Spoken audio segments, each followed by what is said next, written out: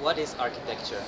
I think architecture can be almost everything we encounter, because what's wonderful about architecture is that it involves in reality and dreams, it involves in static things, it involves in straightforward things, it involves in processes, it involves in imagination, it involves in thinking even about the countryside or natural phenomena if you want it to. So I think that in a way, this issue of the fundamentals of architecture, I could read it as being a narrowing of the definition. I'm afraid I'm somebody who has a very quick threshold of boredom. And therefore, as soon as something is established, I get very bored with it and want to go off in another direction. And I think also the fact that so many people want to study architecture, even if there isn't that much work out there, is a fascinating thing. And in a way, I can fully understand this, because it encompasses so many territories. And I suppose you could also say that architecture is a way of thinking about life or about phenomena.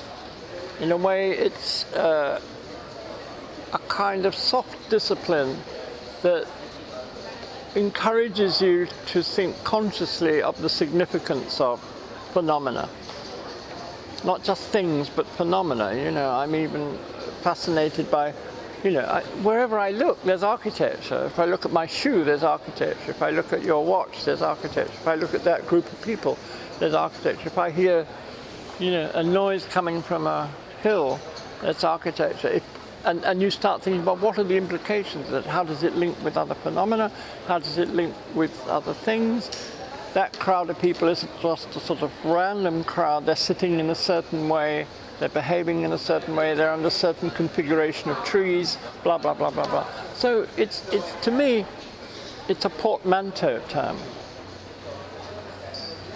And so what can architecture do? I think we have only really in history touched upon the minimum of what architecture can do, because so many of us get nervous of what it might do. Maybe it can have an extraordinary effect upon the climate or the environment. Maybe it can have an extraordinarily depressing effect upon somebody's psychology. Maybe it can have a sort of deadening effect upon people's individualism. These are negatives. But you turn that on its back, it can have amazing opportunities. It can make a space for something that is an ordinary, rather boring activity come alive. There's somebody sitting there maybe, watching bottle tops go on bottles. And the architecture around can at least make that space better. Or it can be a boring space where the guy sits with the bottle tops going on the bottles. It can also, I think, play an interesting game between reality and the imagination. I think that certainly in the 20th century, obviously the film did a great deal for people's thinking. It extended people's thinking. It made them dwell upon certain ironies or romances or issues and so on. And I think obviously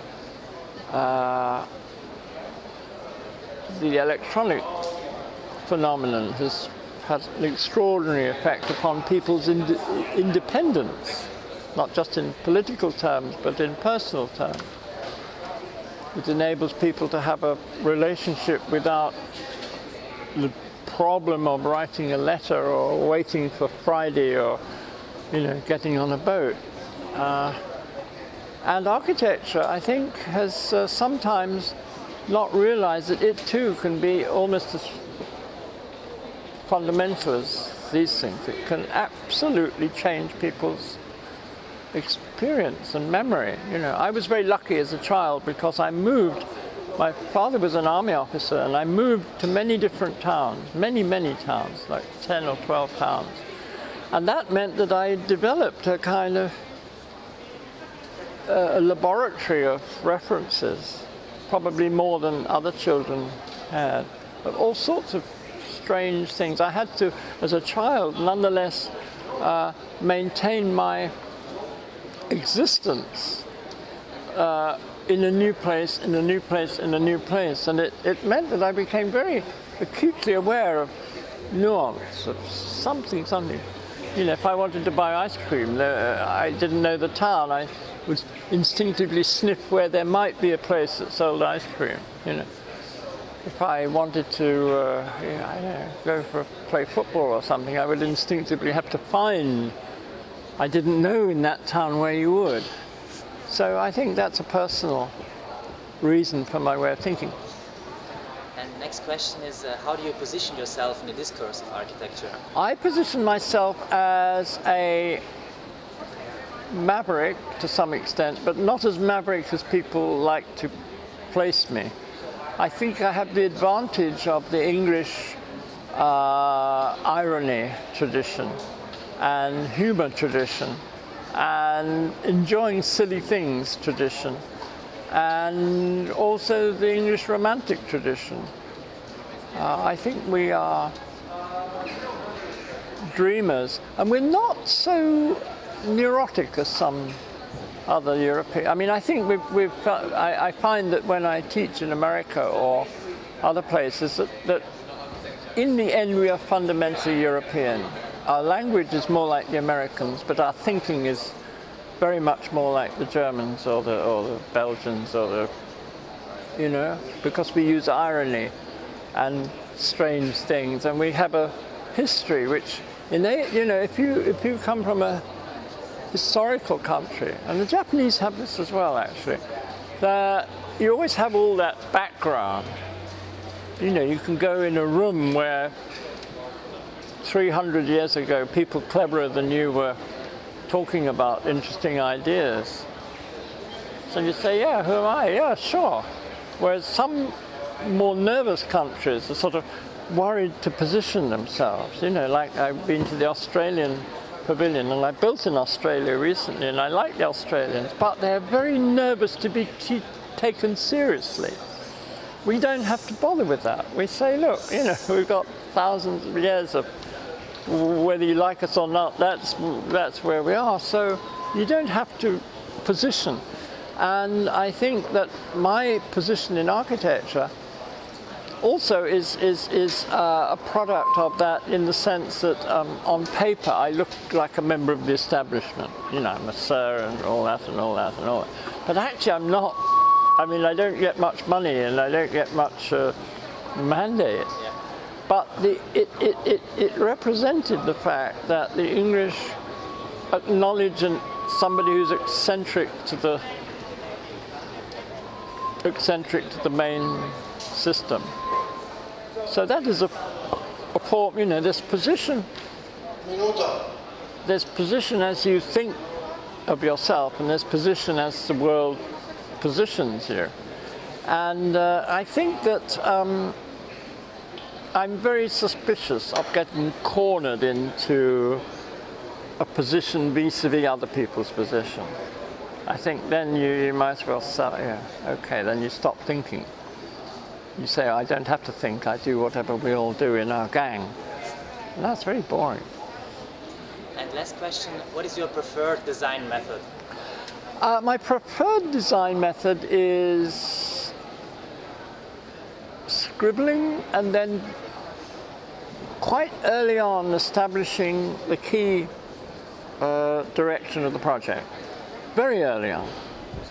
Like in the first day or so, saying, right, here's an idea.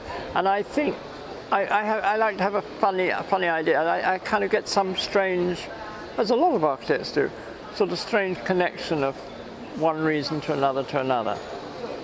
Once I have that, it doesn't take me very long to come up with the basic organization.